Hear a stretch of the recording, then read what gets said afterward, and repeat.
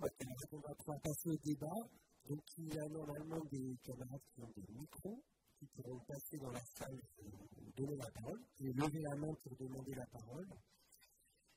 Si vous intervenez au nom d'une organisation, présentez-vous, et on demande s'il n'y ait pas plus d'une intervention par organisation.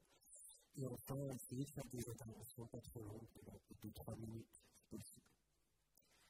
Voilà, alors qui souhaite la parole? Posez des questions, faire des remarques.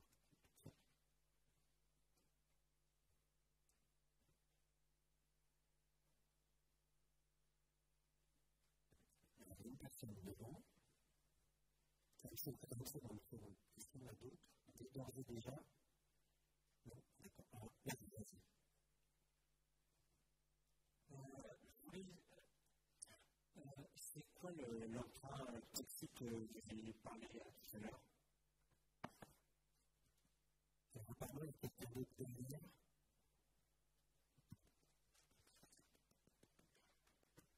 Oui, pouvez-vous expliquer le fonctionnement du partenariat public-privé, s'il vous plaît?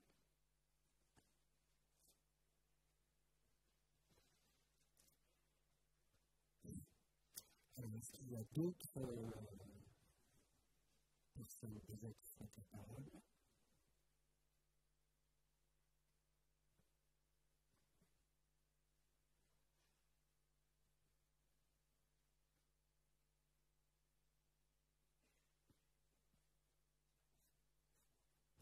Alors, au fond, il y a quelqu'un sur la gauche, sur ma gauche.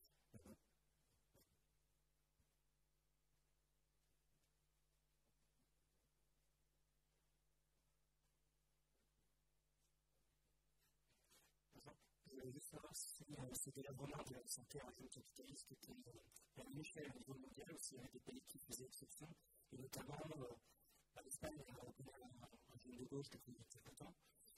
Est-ce que c'est la même catastrophe en Espagne que les États-Unis, par exemple?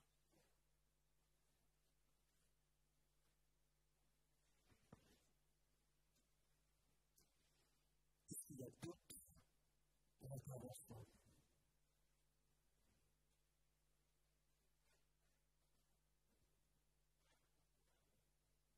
Bon, naturellement, on va faire un deuxième tour. Je laisse déjà la parole à Zélie. Bon, je vais prendre dans l'ordre sur l'empreinte toxique. Les empreintes toxiques, bon, il y en a eu toute une série qui était basée sur des titres financiers qui étaient basés même sur des titres de spéculation immobilière aux États-Unis. Mais ceux qui ont plus particulièrement marqué là avec l'affaire Dexia, donc dans les années 2010, c'était des crédits dont le taux était variable.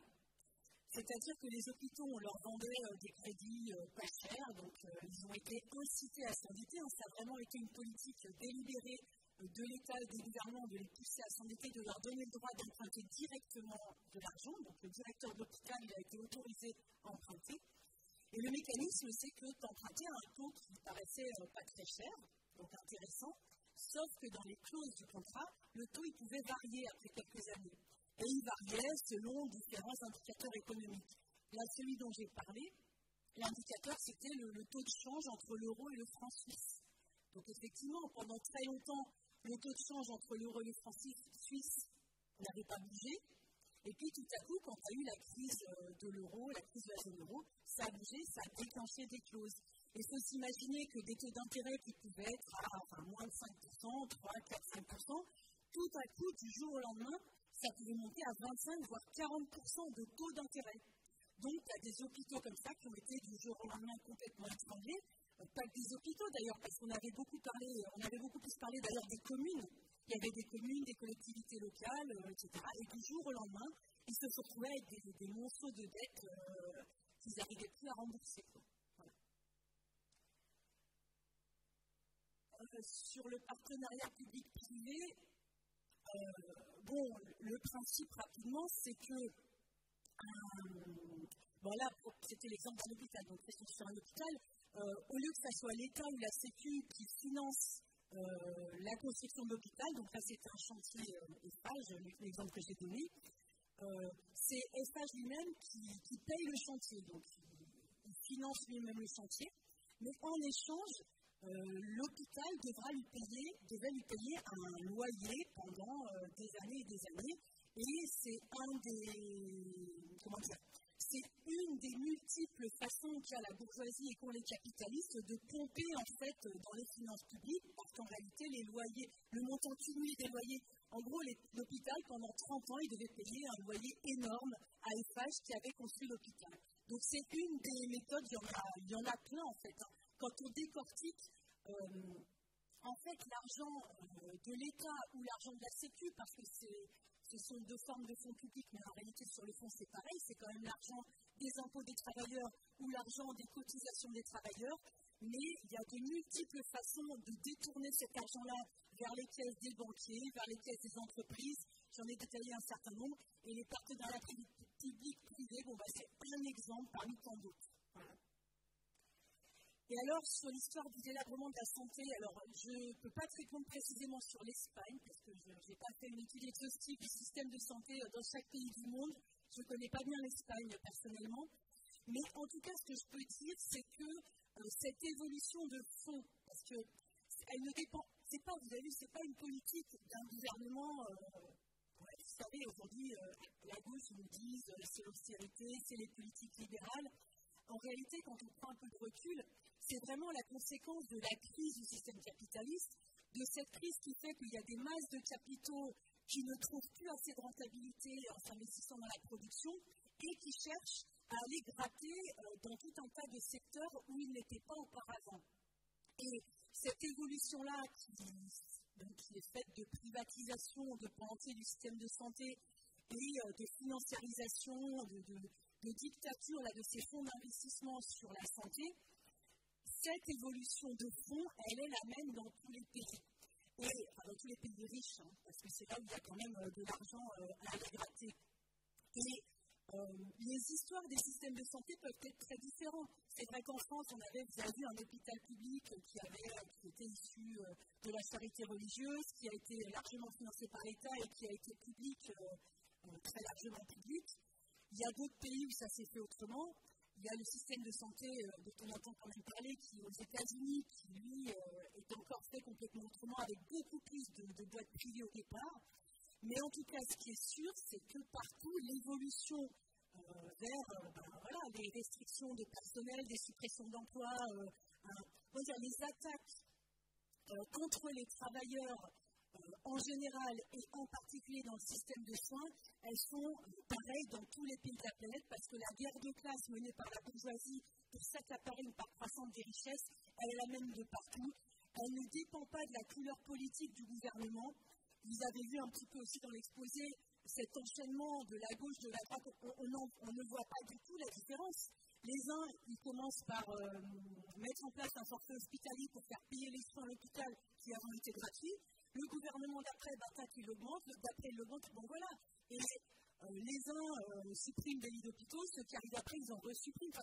Il y a une continuité parce que derrière, c'est vraiment pas. Derrière, c'est lié à ces masses de capitaux qui cherchent à s'immiscer de partout et à trouver le moindre endroit pour faire de l'argent.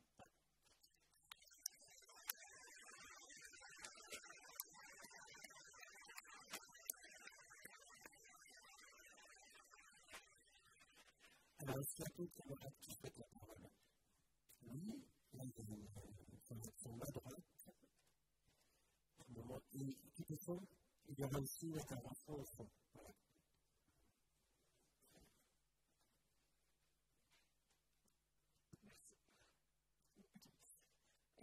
Déjà, merci pour le topo. Moi, dans mon service, en fait, il y a des espèces de dispositifs dans tous les hôpitaux, je pense, je sais pas maintenant, qui sont, on va dire, moi, donc, c'est dans la psychiatrie, et la psychiatrie, leur problème, c'est que les malades, ils occupent des lits, quoi. Et du coup, ils y restent longtemps, on va les voir toute leur vie, des fois. Et là, dans mon service, c'est une unité qui a été créée il n'y a vraiment pas longtemps, qui est en fait une unité ambulatoire. de psychiatrie, où il s'agit de traiter de manière ponctuelle sur 3 mois. Donc là, c'est des adolescents. Et on demande vraiment de faire des statistiques sur le nombre d'hospitalisations évitées. Donc voilà. Et ce même service, disons qu'il est censé être innovant, blablabla, avec toute la communication qu'il y a avec. Et surtout, il fait appel à du mécénat, comme il y a eu par exemple pendant le Covid avec LVMH qui estampillait des flacons de gel hydroalcoolique, donc on avait ça sur les bureaux, le gel hydroalcoolique LVMH, super. Et donc là, c'est vraiment appel aux mécènes, dont la Fondation Orange, etc. Et sans surprise, là, donc on va enfin ouvrir les lits dans 2 semaines. Lits qui étaient vides par manque de soignants. Et là, sans surprise, ça va tourner de nuit avec des intérimaires. Voilà.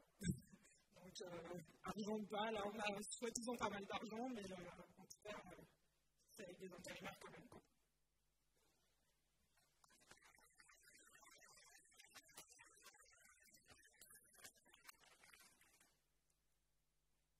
Oui, bonsoir. En fait, j'aurais voulu vous demander exactement quel était le rôle, d'un point de vue positif pour les capitalistes qui dominent notre société, justement, quel était le rôle des agences régionales de santé qui ont été déployées à travers le territoire et la déconcentration. Et sinon, j'aurais voulu demander en même temps en quoi ça profite aux grands groupes capitalistes le fait des lois là, qui vont être votées à l'Assemblée nationale par tous ces groupes réunis de grands guignols qui y siègent, et notamment la baisse des remboursements de médicaments, à qui profitent toutes ces mesures. Voilà. Merci beaucoup. Alors, pas de regret, pas d'autres interventions. Je vais laisser la parole à Zoé pour répondre et conclure peut-être.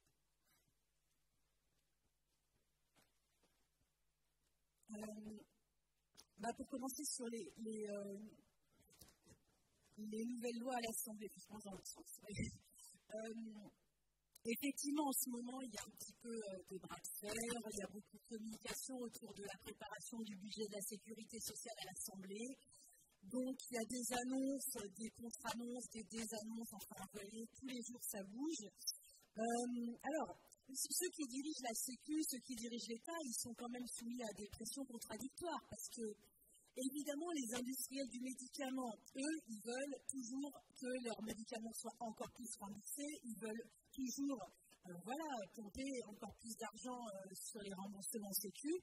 Mais d'un autre côté, il y a l'ensemble du patronat qui veut payer moins de cotisations sociales, qui veut que les exonérations de charges, elles se poursuivent. Là, les exonérations de charges, elles en sont quand même, les chiffres à 80 milliards par an d'exonération de patronat. Donc, il y a certains hommes politiques qui discutaient qu'il faudrait peut-être les baisser un petit peu. Donc, la droite, elle veut les baisser de 2 milliards. La gauche, elle dit non, on va les baisser de 3 milliards. Vous voyez, ils discutent sur des clopinettes par rapport à la masse d'argent. Donc, ils avaient annoncé, je crois, des baisses au remboursement de médicaments.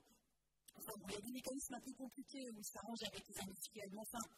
Ceci dit, sur le fond, les industriels de la pharmacie type Sanofi, même si tout à coup le médicament lambda est un tout petit peu moins remboursé, ils récupèrent de toute façon des subventions par un autre bout. Par exemple, Sanofi, ils ont ouvert une nouvelle usine à Neuville-sur-Seine dans le nord de Lyon en septembre avec visite de Macron et tout le tralala. L'usine, elle coûtait 500 millions d'euros. Les fonds publics en avaient payé 240 millions.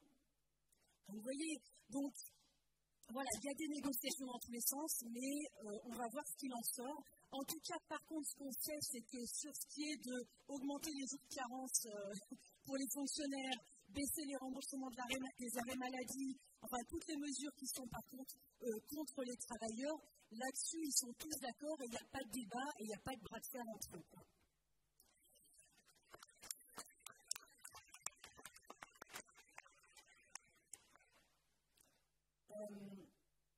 le rôle des ARS, donc agences régionales de santé, donc, qui ont été créées après 2009, en fait, elles jouent un petit peu, elles chapeautent un territoire indifféremment le public et le privé et elles organisent l'offre de soins. Donc elles doivent autoriser, désautoriser des ouvertures de lits, des fermetures de lits. Et la politique qu'il y a derrière avec cette création-là, c'était vraiment de mettre en concurrence les cliniques privées avec les hôpitaux publics et éventuellement, avec l'objectif de continuer à fermer des lits en faisant la chasse à tout ce qui s'appelle des doublons, des choses qui pourraient être rationalisées. Donc, au final, sur c'est les 15 dernières années, en réalité, l'aboutissement de cette politique, ce qu'on constate, c'est qu'il y a de plus en plus, que la part des cliniques privées augmente et ils dégagent de plus en plus des actes rentables, ceux qui peuvent rapporter vite, ceux qui peuvent, ceux pour lesquels c'est rapide, c'est programmé, il n'y a pas de complications attendues. Voilà. Ils ont de plus en plus dégagé ces trucs-là vers le privé et donc ils organisent cette concurrence. Voilà, c'est le bras armé de l'État, c'est l'organisme de l'État qui organise la répartition des soins entre le public et le privé et donc il dégage ce qui est intéressant pour les capitalistes. Et puis quand il s'agit des soins pour les plus pauvres, pour ceux qui ne peuvent pas payer, ou les maladies longue durée, les maladies, ils vont laisser ça à la charge de l'hôpital public parce que ça n'intéresse pas les capitalistes des fonds d'investissement privés qui veulent du profit rapide et efficace. Voilà. Et pour terminer sur ton témoignage, là, c'est vrai que c'est intéressant sur l'hôpital psychiatrique, parce que c'est vrai que cette idée de supprimer des lits d'hôpitaux à tout prix, ils utilisent souvent l'argument dans les autres soins du fait que les malades, ça l'arrange de ne pas rester trop longtemps à l'hôpital, que c'est plus intéressant qu'on peut choper des maladies. D'ailleurs, à l'hôpital, donc c'est plus intéressant de partir vite, d'être vite rentré chez soi. Il y a des technologies qui permettent d'avoir des techniques moins invasives, où on récupère plus vite. Donc, ils utilisent cet argument. Mais pour le coup, en psychiatrie, ça ne marche pas du tout. Parce que si on a des adolescents, si on a des malades psychiques, ils ont besoin de rester et d'être en contact avec des soignants. Ils ont besoin d'un accompagnement. Mais là aussi, ils suppriment des lits d'hospitalisation. Donc, tout ça, c'est vraiment une politique. Derrière tout ça, comme je disais, le but, c'est de supprimer des postes de soignants, donc d'économiser sur les salaires. Et plus ils économisent sur la masse salariale dans l'hôpital, plus ils peuvent dégager de l'argent pour la multitude d'entreprises, pour les banquiers. Et là, on voit bien que c'est la même politique qui est menée à l'échelle de toute la société, bien plus largement que dans la santé, de baisser la masse de tout ce que les travailleurs y reçoivent en richesse, d'augmenter la part de richesse accaparée par les capitalistes, et en particulier par les capitalistes les plus grands. Alors c'est vrai que dans un secteur comme la santé, il y a un côté encore plus choquant, et puis tout le monde y est confronté, et puis personne ne comprend comment ça se fait que des choses qui étaient encore possibles quelques décennies en arrière, aujourd'hui c'est plus possible. Comment ça se fait qu'on peut mourir sur un brancard aux urgences dans un des pays les plus riches de la planète. Mais là, il faut comprendre que ceux qui nous dirigent, que ce soit à la tête de ces fonds d'investissement vautours que je vous ai décrits, que ce soit à la tête de l'État, ils n'en ont rien à faire. Ils iront jusqu'au bout. Et si on les laisse faire, le système de soins, il va finir par être complètement détruit, avec plus aucune possibilité, en particulier pour les classes populaires, de se soigner. Et c'est bien ça qui fait que nous, on pense que le combat pour une santé meilleure, humaine, accessible à tous, c'est lié au combat pour renverser tout cet ordre capitaliste, pour mettre fin à la dictature de ces banquiers, de ces financiers, qui nous mènent vraiment de plus en plus, dans ce secteur comme dans tous les autres, à la barbarie.